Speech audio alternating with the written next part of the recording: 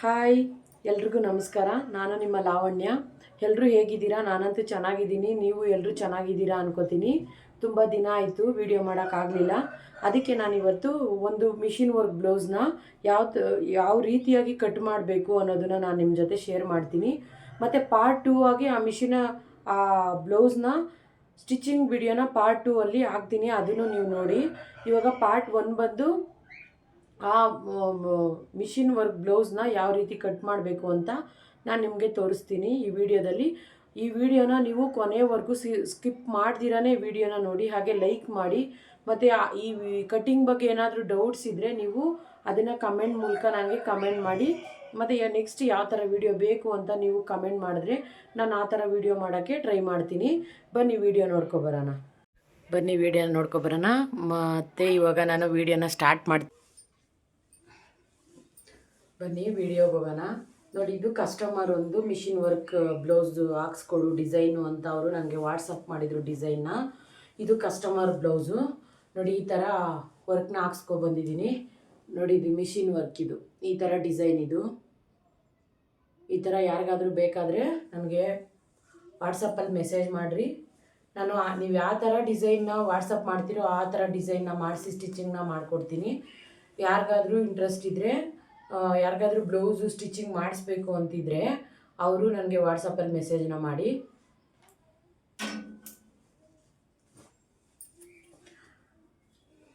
ಯಾರೇ ಬಿಗಿನರ್ಸ್ ಆದರೂ ಆಗಿರಲಿ, ನೀವು ಫಸ್ಟು ಯಾವುದೇ ಬ್ಲೌಸ್ನ ಕಟ್ಟಿಂಗ್ ಮಾಡಬೇಕಂದ್ರೆ ಫಸ್ಟು ನೀಟಾಗಿ ಒಂದು ಸಲ ಐರನ್ನ ಮಾಡ್ಕೋಬೇಕು. ಯಾಕಂದರೆ ಆವಾಗಲೇ ಚೆನ್ನಾಗಿ ಬರೋದು. ಬ್ಲೌಸ್ ಕಟ್ಟಿಂಗ್ ಮಾಡಬೇಕಾದ್ರೆ ಅವಾಗ ಚೆನ್ನಾಗಿ ಬರುತ್ತೆ. ಅದಕ್ಕೆ ನೀವು ಐರನ್ನ ಮಾಡಿಕೊಂಡು ಯಾವಾಗಲೂ ಕಟ್ಟಿಂಗ್ನ ಮಾಡಬೇಕು. ಫಿನಿಶಿಂಗು ಚೆನ್ನಾಗಿ ಬರುತ್ತೆ ಆವಾಗ.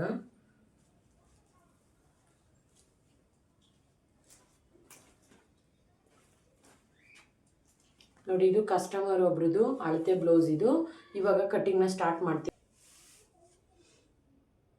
ನೋಡಿ, ಇದು ಸ್ಲೀವ್ನ ಕಟ್ ಮಾಡ್ಕೊಂಡಿದ್ದೀನಿ ನಾನು. ನೋಡಿ, ನಾನು ಇವಾಗ ಸ್ಲೀವ್ನ ಕಟ್ ಮಾಡ್ಕೊಂಡಿದ್ದೀನಿ. ಈಗ ಶೇಪ್ ಎತ್ತಬೇಕು ಸ್ಲೀವ್ಗೆ.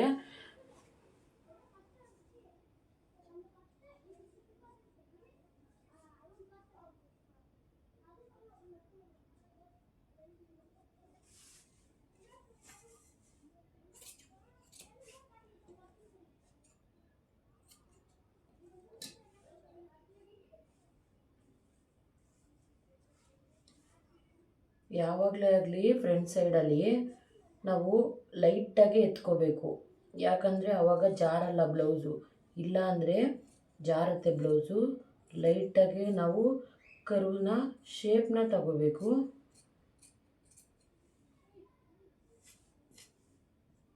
ನೋಡಿ, ಈ ಥರ ಪಂಚು ತಗೊಂಡ್ರೆ ಇದು ಫ್ರಂಟು ಅನ್ನೋದು ನಮಗೆ ಗೊತ್ತಾಗಬೇಕು.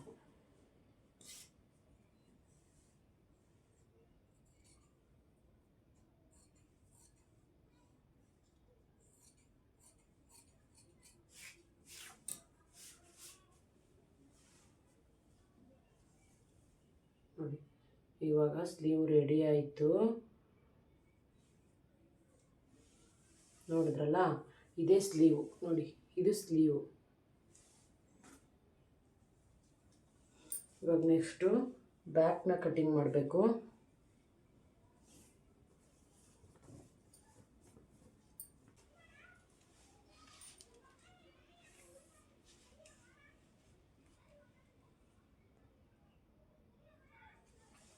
ಹದಿಮೂರು ಐತೆ ಇವ್ರದ್ದು ಬ್ಯಾಕ್ ಟೋಟಲ್ ಲೆಂತು. ಅದಕ್ಕೆ ನಾವು ಫೋಲ್ಡಿಂಗೋಸ್ಕರ 1 ಇಂಚು ಎಕ್ಸ್ಟ್ರಾ ತಗೋತೀವಿ.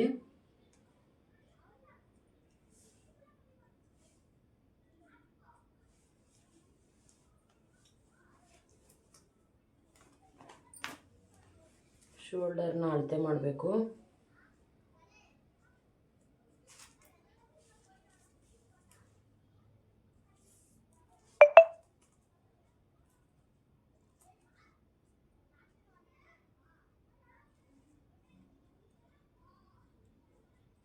ನೋಡಿ, ಶೋಲ್ಡರ್ನ ಅಳತೆ ಮಾಡ್ಕೋಬೇಕು.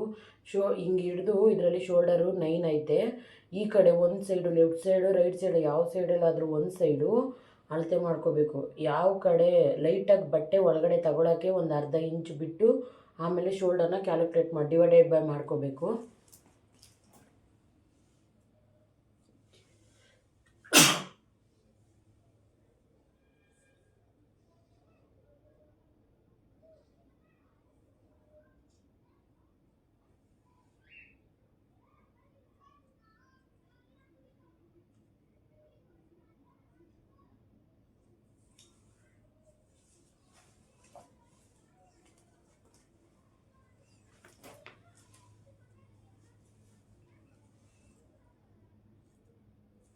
ಇವ್ರ ಶೋಲ್ಡರ್ ಬಂದು 2.5 ಮತ್ತು 5.5, ಇಲ್ಲಾಂದರೆ